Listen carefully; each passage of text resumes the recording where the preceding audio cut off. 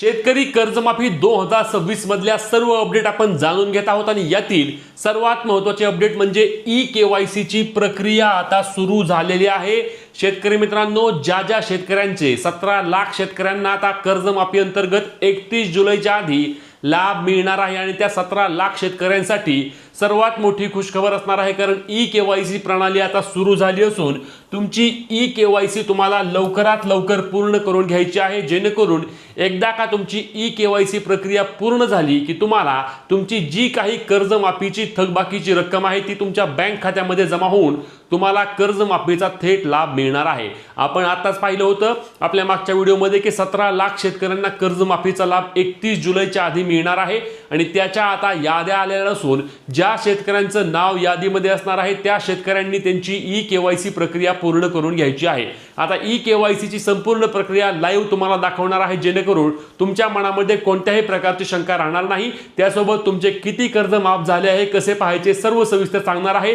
कर्जमाफीची यादी जर तुम्हाला पाहता आली नाही तर तुमचे नाव त्यामध्ये कसे आहे तुम्ही कसे पाहू शकता, चला लगेच सर्व सविस्तर माहिती सांगतो। परंतु त्याआधी पुढील सर्व अपडेटसाठी आपल्या पेजला फॉलो आणि चॅनलला सबस्क्राइब करून घ्या। मित्रांनो, यासाठी सीएससी सेंटरवर गेल्यानंतर बघा या ठिकाणी पुण्यश्लोक अहिल्यादेवी होळकर शेतकरी कर्जमाफी योजनेवरती क्लिक करायचं आहे।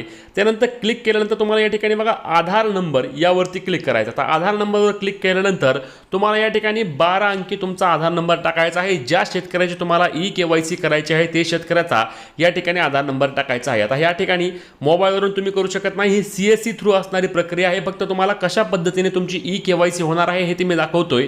आता या ठिकाणी तुम्हाला तुमचा आधार नंबर जो काही आहे तो आधार नंबर या ठिकाणी टाकून पुढे सर्च या बटनावरती क्लिक करायचा। आता मी आधार नंबर टाकून घेतो। आधार नंबर टाकून सर्च या बटनावरती क्लिक केल्यानंतर या ठिकाणी बघा संपूर्ण माहिती येणार आहे। यामध्ये शेतकऱ्याला विशिष्ट क्रमांक दिलेला आहे, फार्मर आयडी, त्यानंतर त्याचे नाव असणार आहे, त्याची बँक कोणती आहे, त्या बँकेची ब्रांच कोणती आहे, त्याचा सेव्हिंग अकाउंट नंबर काय आहे, त्याचा लोन अकाउंट नंबर काय आहे आणि सर्वाधिक महत्त्वाचे म्हणजे त्याच्यावर असणारी लोन अमाउंट काय आहे, सर्व माहिती दिली आहे। आणि तुम्हाला या ठिकाणी 2 स्वयं घोषणा पत्र आहेत, त्या 2 स्वयं घोषणा पत्रावरती या ठिकाणी तुम्हाला टिक करावे लागणार आहे।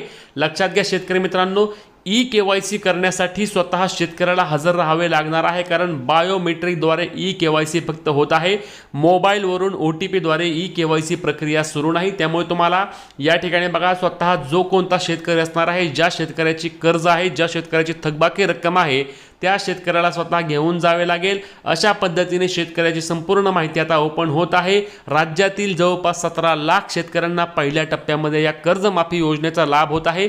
आता हे सर्व तुम्ही तुमच्या घर बसल्या मोबाईलमधून करून घेऊ शकत नाही, यासाठी तुम्हाला तुमच्या जवळील आपले सरकार सेवा केंद्रावर जाणे बंधनकारक असणार आहे। आपले सरकार सेवा केंद्रावरती गेल्यानंतर तुम्हाला काय नाही, फक्त त्या ठिकाणी तुमचा आधार नंबर घेऊन गेला तरी तुम्हाला चालणार आहे। तुमचा फार्मर आयडी वगैरे सर्व माहिती या ठिकाणी ऑटोमॅटिकली घेण्यात आलेली आहे।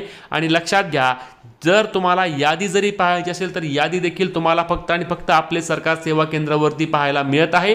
आणि ज्या शेतकऱ्यांना कर्जमाफीचा लाभ होत आहे त्या शेतकऱ्यांना मेसेज देखील येत आहेत। तुम्हाला देखील कर्जमाफीचा मेसेज आला का नक्की कमेंट करून सांगा। तुमचे जे काही प्रश्न आहेत ते कमेंटच्या माध्यमातून विचारून व्हिडिओ शेअर करून पेज फॉलो आणि चॅनल सबस्क्राइब करा।